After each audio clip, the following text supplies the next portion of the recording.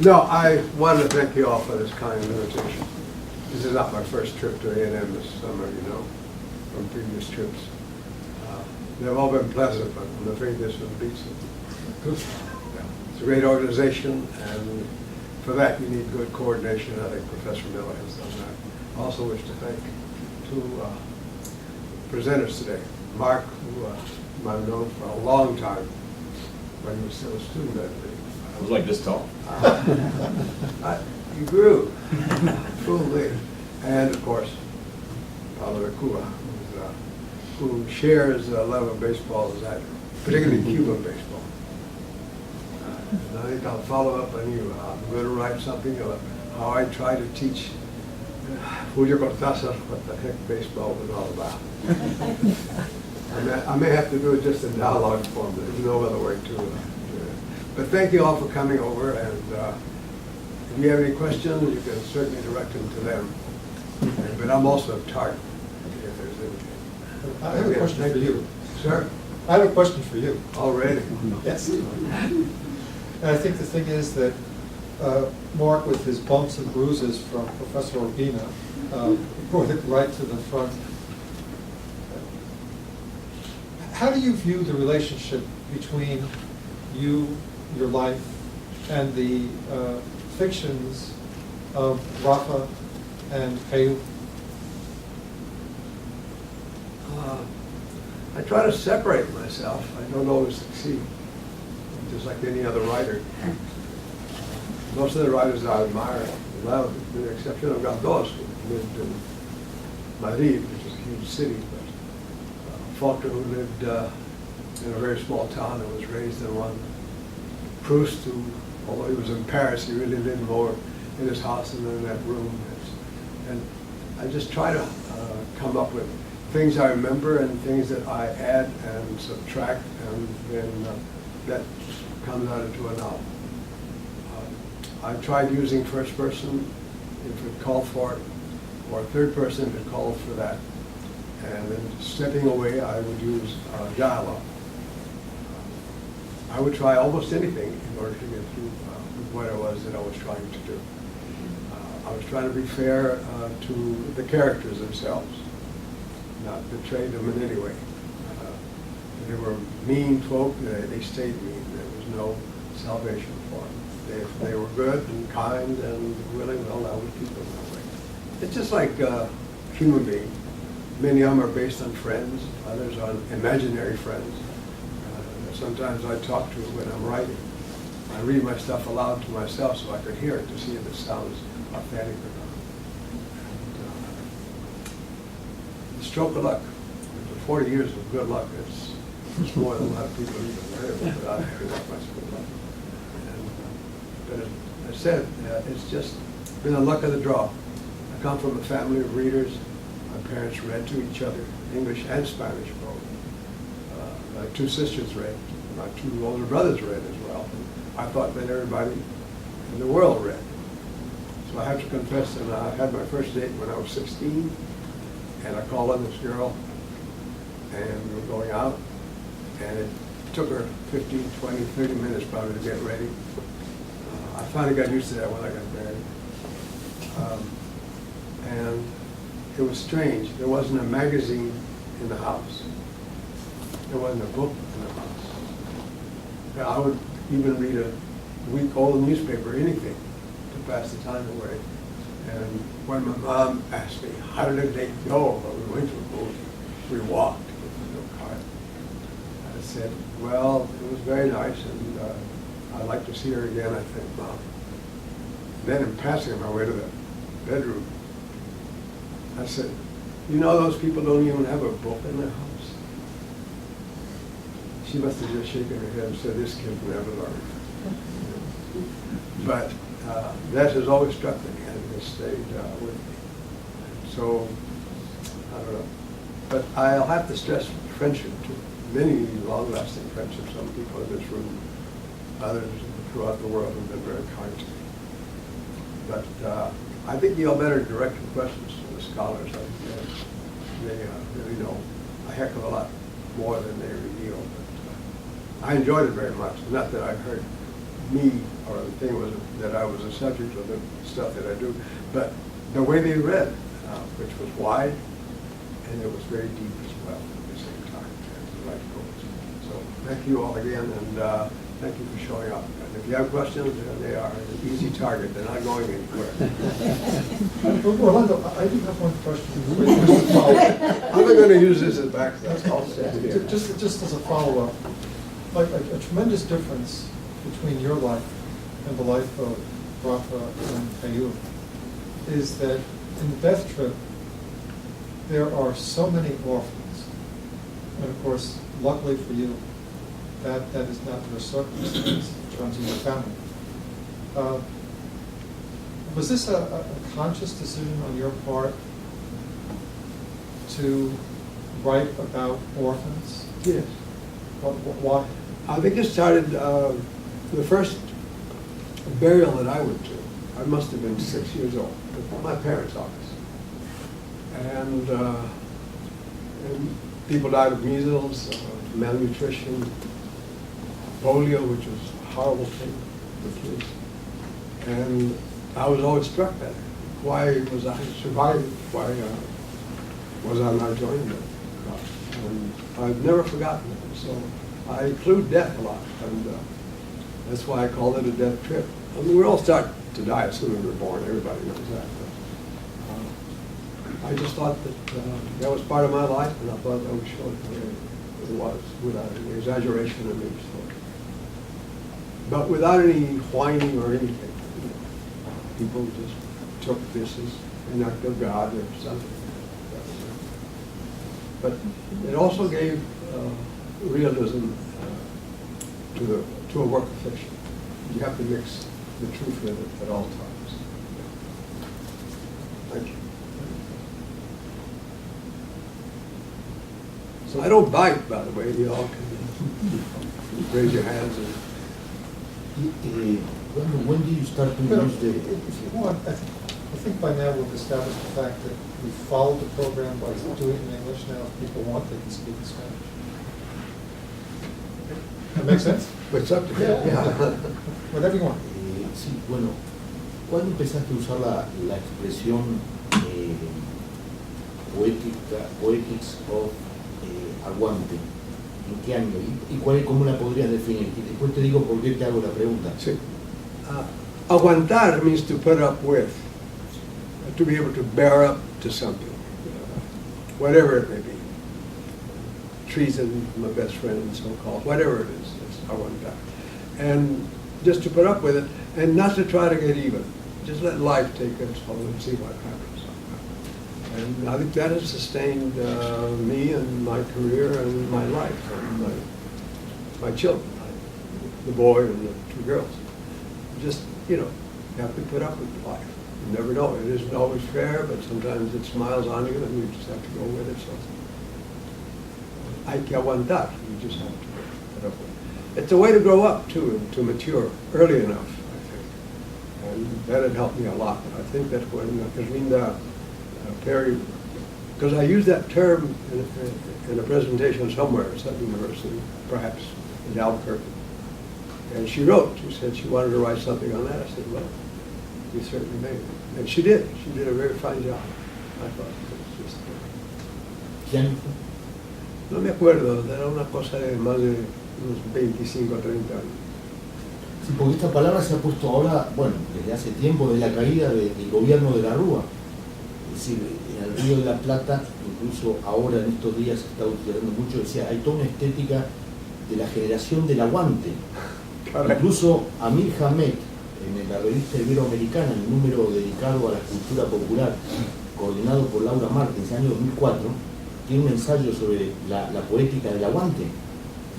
Y justamente ahora están haciendo un libro sobre eso, y alguien me preguntaba, ¿de dónde viene esta palabra?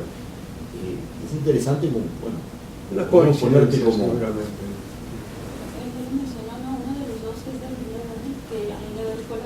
Por eso, exacto, ¿no? Claro, si hay una similitud, incluso, ya te digo, si ahora que con la crisis que se viene todo abajo de vuelta en Río de la Plata, sí, ha vuelto a actualizarse. Y Fogwill prefiere hablar de una poética del aguante desde el regreso de la democracia de Río de la Plata, 1984, o sea, bastante después de que acuñaras la expresión esa, ¿no? Y es muy similar la definición que das a cómo se utiliza hoy en día.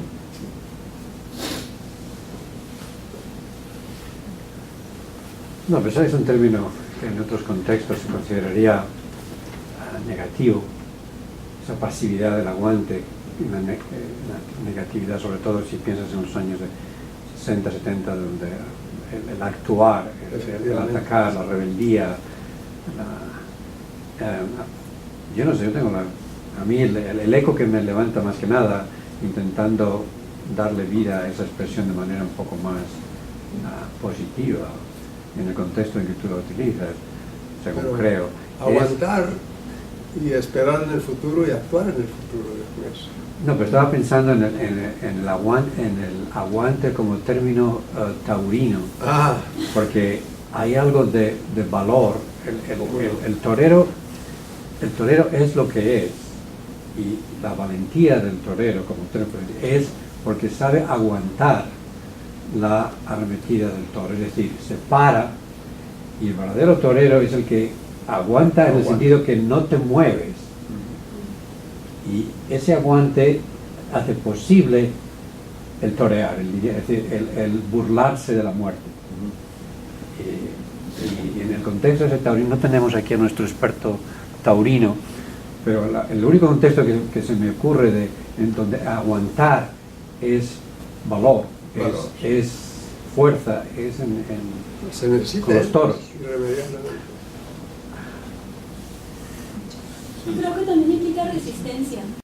Como cultura, así como cultura colonizada, ¿no? Resistir a la cultura dominante y que la cultura pervive, la cultura originaria, ¿no? En este caso la tejana, pervive a pesar de estar en una situación de dominación. Pero sobre todo en el contexto que él decía, sobre todo teniendo en cuenta el título de la serie, es hacer arte de la muerte.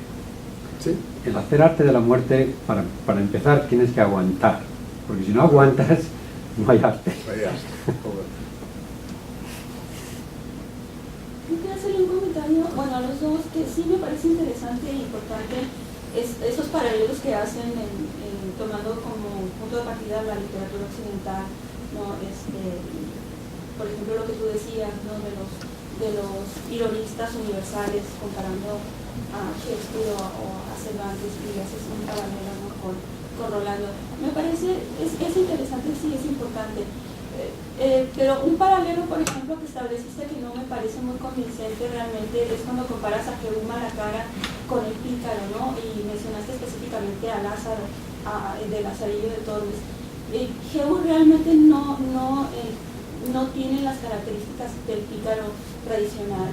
Por ejemplo, no tiene un origen ignominioso, hay un padre conocido, sí es alcohólico, pero hay un padre conocido, no sirve a amos, es adoptado realmente y pasa a ser hijo, ¿no? de la familia Rostro. Entonces realmente no tiene las características del pícaro. O sea, yo como una característica, o sea, lo que trato de rastrear incluso, o sea, en el ensayo original con más detalle, es precisamente, o sea, ciertos ecos, más de que tipos o estereotipos trasplantados, o sea, precisamente ciertos ecos, o sea, cómo se construye a partir de ciertos ecos, precisamente una especie, o sea, porque no deja de tener tan, si bien no es el pícaro tradicional, pero sí tiene, incluso en el mismo aguante también, hay algo de elementos precisamente de este tipo de picaresca necesaria para poder, claro, pero no, o sea, yo en ningún momento digo que es una especie de calco, ¿no? Sino precisamente como, incluso uso más el término de reminiscencia, ¿no? Lo que pasa es que el pícaro sin el amo,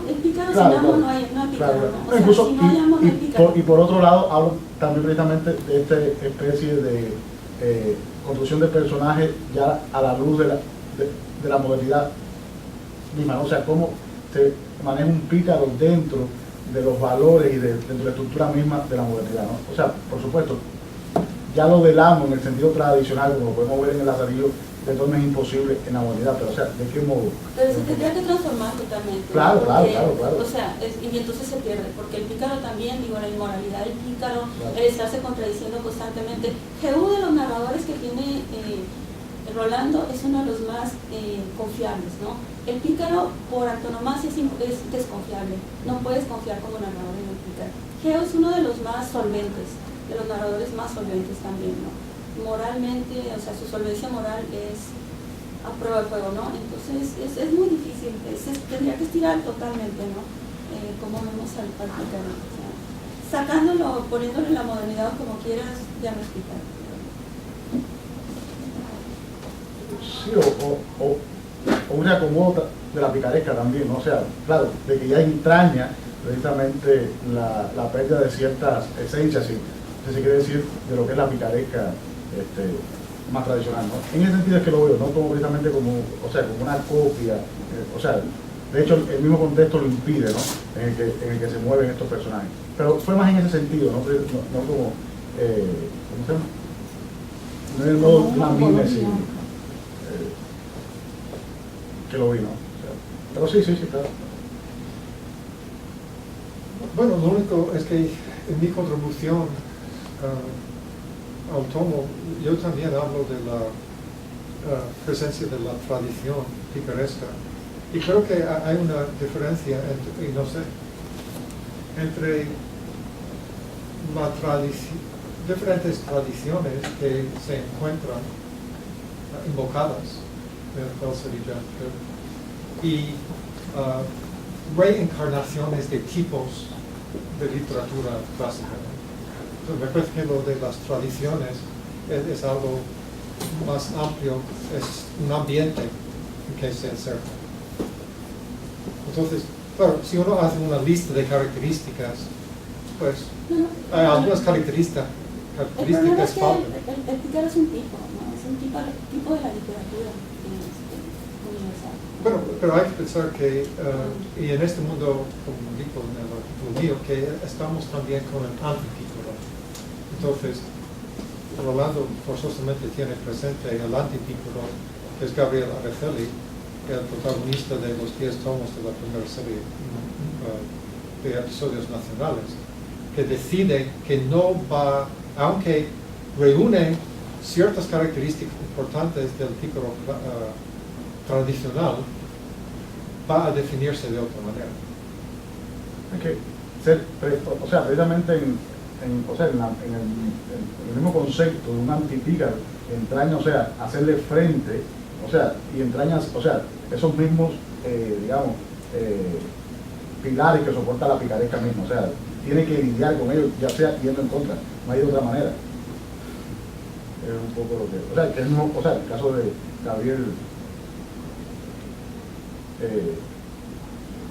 Araceli es otro tipo de pícaro, o sea, ya precisamente dentro, a las puertas mismas, creo que el contexto de la modernidad misma, ¿no? O sea, pero tiene también mucho de ese pícaro de la tradición. Lo que pasa, o sea, de que ya el contexto mismo le impide actuar con, o sea, del modo en que actuaba el pícaro de Lazarillo.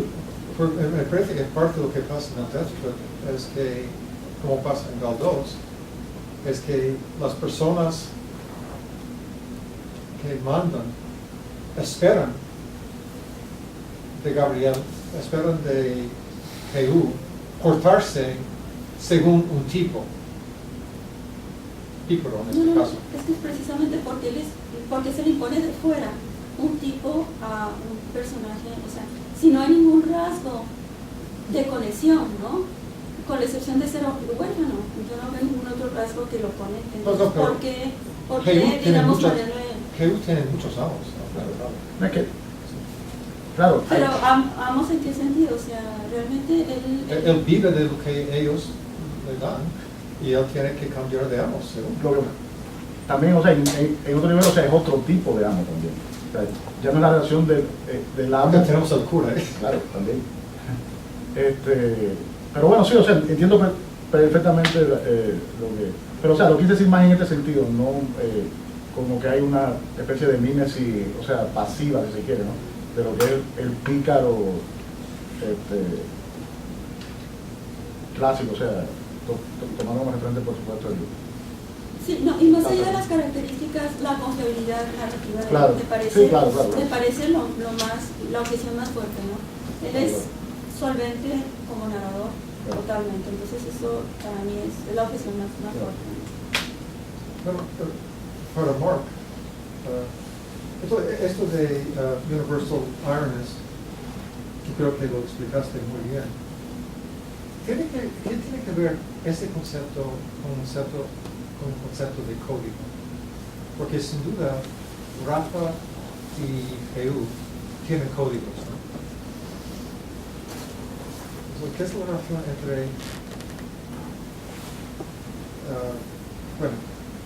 Universal Ironist, Contentious Ironist, códigos en el caso de Dogencia? Yo veo a Rolando como Universal Ironist y no veo bien la conexión con Rolando como un Universal Ironist con Pero sus Joey y personajes, Rafa. pero sus dos personajes principales tienen códigos Sí. bastante firmes. Ajá. ¿Qué es la relación entre una manera de concebir la vida humana y estos personajes que tienen códigos? Yo veo rasgos de, no he pensado en esa conexión, ese aspecto. Yo creo que los protagonistas reflejan esa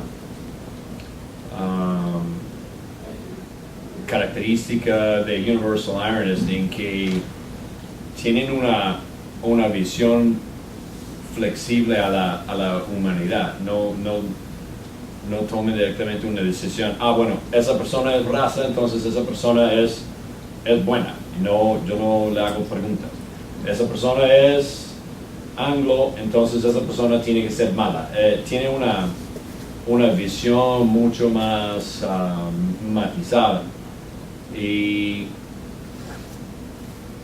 creo que los dos tienen una curiosidad, una capacidad de buscar la vida en muchas diferentes formas sin tener miedo de los aspectos desconocidos o los posibles peligros. En eso yo veo esas reflexiones, pero yo no veo en Heu y Rafa y lo que hacen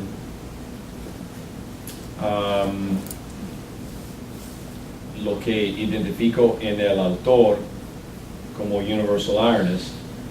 Sin embargo, yo veo una capacidad en ellos de ver el mundo de una manera muy realista, pero sin ser demasiado cínico. Hacen comentarios sobre payasos como Ira Escobar y tienen un nivel de cynicismo, pero con buen humor. Y la frase sale muchas veces en las bocas de los protagonistas: ¿qué le va a hacer? So what are you going to do to him? No hay nada que puede hacer, que viene con esa idea de poética de aguante y la habilidad de resistir con dignidad y buen humor. Quizá en ese sentido hay una conexión. Bueno, es que en el caso de Rafa Soldado, sabemos que es retratado como un soldado excelente y sus superiores creen que puede ser soldado de carrera, pero él dice: soy soldado, pero no voy a ser soldado profesional. ¿Tiene que ver esa decisión con esta diferencia entre tener código y el tipo de perspectiva global que se entiende por Universal Ironist? Sí, tiene un código de hacer bien su trabajo, desempeñarse bien como soldado, dar a la institución la lealtad que le debe, pero sin perderse en la institución, sin darse 100% permanentemente a la institución. Tú has hablado de esto. ¿Qué es el peligro de la institución? La institución siempre va a cuidarse a ella misma y va comer, desechar, destruir cualquier individuo que amanezca la institución. Siempre es por naturaleza. Es algo muy importante, crítico en el comportamiento, el código de Rafa específicamente, esa capacidad de ver la institución como es, una posibilidad de aprovecharse. Facebook con el pato también. Sí. O sea, es una perfecta, o sea, relación moderna de sirviente-amo. O sea, precisamente se desplaza, claro, hacia otras estructuras, pero exactamente va por ahí. Bueno, hay muchas personas aquí que han leído mi querido Rafa, y las presentaciones de hoy no hablaron del bilingüismo y todo eso, pero ¿alguna pregunta? Sí, yo tengo justo una pregunta sobre el laboratorio de la escritura. Yo iba a trabajar sobre ese tema, pero como no me dio tiempo, al final escribí sobre otro tema, ¿no? Que es esta conciencia muy moderna de la inscripción de una persona diferente al escritor en una sintaxis quizás mezclada, desde Robert Browning con Sordello, va a Italia para transformar el soneto, pasando por Joyce, y me acordaba para el trabajo que iba a hacer de lo de Hart Crane, que gana la Fulbright, la Guggenheim, y se va a México tratando de hacer un poema superior en dificultad a la tierra baldía, mezclando el español. Las reglas no funcionó, y bueno, terminó ahí en el Golfo de México. Pero el punto mío es, leyendo tu obra,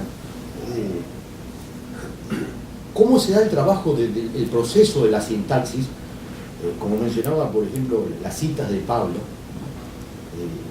cómo se da el trabajo tuyo de pasar de un idioma a otro, y sobre todo de cómo las reglas gramaticales, que tanto le importaba a Browning cuando quería escribir soneto italiano, ¿no? Aplicada a otra. En tu caso, Browning no, porque no conocía el italiano, pero en tu caso manejas bien perfectamente los dos idiomas, ¿no? Me gustaría saber un poco cómo es el proceso creativo, ¿no? Digamos, si tenés en cuenta el inglés y viceversa, dentro de la libertad de expresión que da la literatura. Bueno, yo creo que eso se debe a que nací en una familia completamente bilingüe. Como te digo, mi padre le leía a mi madre a él, en ambos idiomas. Yo los escuchaba y los cuentos y todo eso. Yo me defiendo en inglés como me defiendo en español, malamente o bien, no importa, pero es como me crié. Y mucha gente que yo conocía hablaba de esa manera también, en un idioma o en otro, ¿no? Y se me hace muy fácil y se me hizo fácil. Porque no es una traducción literal, sino es una traducción que da el sentido de un idioma con el otro idioma. Mucha gente dice que cambiaste. No cambié nada, quería que no funciona de esta manera, pero funciona de otra manera. Y me crié así, hablando ambos idiomas. La primera escuela que asistí a la edad de 4 años era una escuela mexicana, ahí en mi pueblo de Mercedes. Había mucha gente, se habían refugiado en el valle debido a la revolución de 1910 en México, un lugar muy peligroso. Asistí a esta escuela. Después mi madre era profesora también. Y yo creo que todo eso, mi papá era un gran lector, no sé, fue algo con lo que nací y no le puse mucha atención por qué lo hacía o cómo lo hacía, que me salía así. Gran suerte en ese sentido. Hablando de, como el profesor habló del aguante, la voz toma también aparece. Como toma el matador, como, pero no te puedo dar una razón. Lo que dije es como lo siento y lo veo, pero no sé. Claro, estamos hablando del caso como veía Onetti tu obra, porque bilingües hay una cantidad de escritores y gente que puede escribir en las dos, pero no le aportan nada a la literatura en inglés ni tampoco a la de español, sin entrar en nombres. En el caso tuyo sí, porque incluso mencionaba el caso, por ejemplo, de las historias de Rafa, ¿no? Cómo hay una sintaxis diferente. Sí, claro, como lo respondiste muy bien, se da de manera natural. No sé. Y no voy a pensar mucho en ello tampoco. No, no, no. Voy a seguir escribiendo entonces, de cosa manerada, ¿no? Claro. Bueno, pero los otros sectores de mi querido Rafa. Yo creo que solo es posible eso, porque el GU tuvo una educación muy buena y se fue a la universidad. Entonces él sí tuvo una educación, él era como una cosa, era Más alto. balanceado. Más alto. Jesús era muy balanceado. Un poco. Pero yo creo que la persona que... No te puede oír, tienes que hablar recio. Perdona. No estoy diciendo que solo es posible en mi querido Rafa, porque Jesús también tuvo una educación. Él fue a la universidad, entonces él se veía claramente como un bilingüe balanceado, ¿no? Y no creo que eso sea posible para una persona que no tenga una educación. No creo. No, pero yo me refería al proceso creativo. Bueno, por ejemplo, en Brasil, Wilson Bueno, el mar paraguayo, escribió un libro extraordinario manejando un español macarrónico, o sea, pero que ha sacado como un idioma diferente, ¿no? Una especie de... Y el caso de Rolando me parece único, ¿no? Es lo que me atrae mucho de su obra, ¿no? Sí. De que en el proceso creativo se van dando dribbling sintáctico, vamos a ponerlo así, que a un lector más o menos despierto dice, ah, entonces de hecho. Sí, para mí fue la primera vez que leí un libro también que me encantó el uso de las dos lenguas. Me sorprendió de verdad el uso. Que no era algo que es language. Exacto. Mucho más. Sí, Rolando, antes dijiste que escribiste la visita a Galván en pocas horas, pero después tardaste semanas. Pero, ¿qué es el problema de revisar un texto, mi querido Rafa, bilingüe? ¿Cómo puedes asegurar que después de tanto trabajo no estás perdiéndote en una cámara de ecos? No, pues, es mucho trabajo, pero gozo de ello, por eso no. ¿Pero pasaste el manuscrito a alguien para...? No, nada. Quería hablar de los apellidos, pero solamente hay una familia buen rostro en mi pueblo de Mercedes. Y el apellido Malacara, que no será muy común ni corriente, pero es apellido, proviene de un amigo mío de Saltillo, cuyo padre, don Manuel, era médico, y yo asistía al Ateneo Fuente en Saltillo durante los veranos. No vivía en Saltillo, vivía en Arteaga, una aldea a 15 kilómetros de él. Y éramos cuates, muy buenos amigos, y peras, manzanas, todo lo que había en la región, y pasábamos todas las tardes o estudiando de noche o andando por todo Saltillo por la tarde, y en esa escuela católica.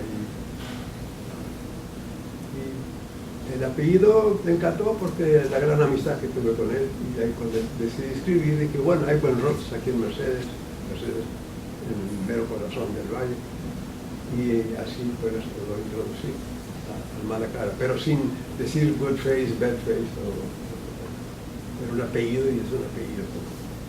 Como Hinojosa en inglés, quién sabe aquí qué es Hinojosa. Y lo han comido. Y es muy bueno con el pez. Fennel. Fennel. No es nada. Dicen que es un apellido sefardita, yo lo dudo. Hinojo. Ese Hinojo le decimos en Uruguay, no sé en otras partes. bueno, José es donde crece. Fennel, no es nada más. Sí, sí. Pero ahí vienen los apellidos, de los buen rostros que yo conozco en ustedes, y Geracio, pobre, pero él no, él se llamaba Manuel, decía, no le gustaba el nombre de Geracio.